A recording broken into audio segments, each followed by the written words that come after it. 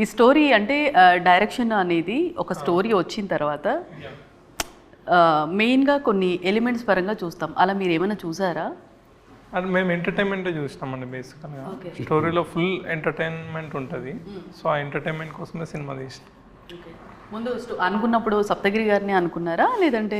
Script అనుకున్న తర్వాత అనుకున్నామండి సప్తగిరి గారిని. ఫస్ట్ స్క్రిప్ట్ అనుకున్న తర్వాత టైటిల్ అనుకున్నాం పెళ్లి గాని ప్రసాద్ అని. తర్వాత సో దీనికి ఎవరు సూటబుల్ అని ఆలోచిస్తే మొగజాతి ఆనిముత్యం సప్తగిరి గారు కాబట్టి సో ఆడవాళ్ళు పరిగెత్తించి కొట్టారు ఒక సినిమాలో. మీరు బాత్రూమ్లో వేసుకోవాల్సిన బట్టలు బజార్లో వేసుకొని తిరుగుతారే మీరు? ఆడజాతి వల్ల కదే మా మగజాతి మొత్తం నన్ను అంటున్నట్టు. ఓకే, నిజంగా అంటే కరెక్ట్గా సెలెక్ట్ చేశారు.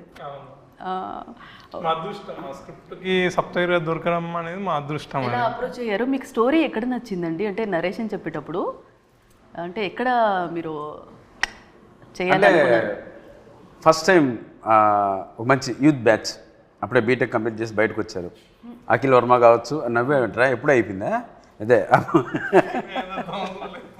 సరే. కానీ అండ్ ఒక మనకన్నా ఒక 10 years చిన్నవాళ్ళు,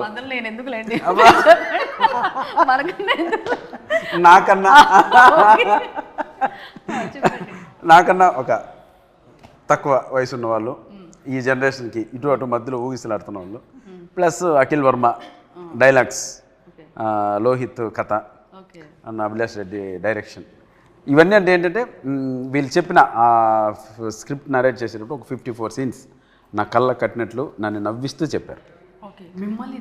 ఎస్ కరెక్ట్, నిజంగా అక్కడ నన్నే నవ్వించారా మీరు అయితే కాసుకోండి అని చెప్పాము. సో కట్ చేస్తే స్క్రిప్ట్లోనే ఒక హ్యూమర్ ఉంది, సీన్స్లో ఒక హ్యూమర్ ఉంది.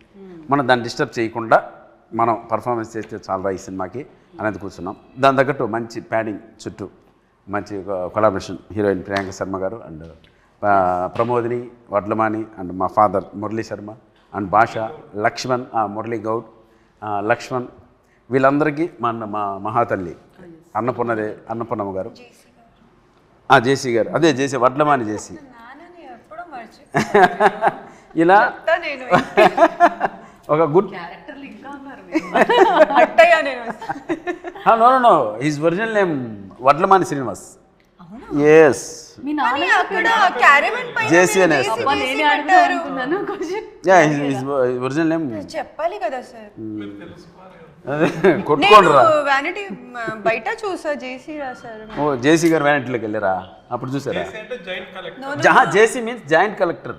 He is really giant collector. I used to call him JC sir on the set also. He used to respond. So hero తెలిసింది మీకు అయితే? హీరో తెలిసింది. Thank you sir. నేను అదే ఆలోచిస్తున్నాను, ఇందాక జేసీ సార్ గురించి తన పేరు కూడా మెన్షన్ చేయలేదు. కంటిన్యూ చేయండి సార్. అలా ఒక గుడ్ ప్యాడింగ్ ఇవన్నీ వీటితో వచ్చారు. సో ఇవన్నీ సినిమాకి ఒక ప్లస్ అయ్యే పాయింట్లే.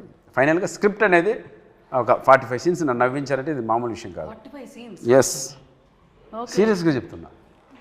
అది ఫస్ట్ స్టార్టింగ్ ఫ్రేమ్ నుంచి ఎండ్ ఫ్రేమ్ వరకు కథ చెప్పడం ఈ సినిమాలో నాకు నచ్చింది.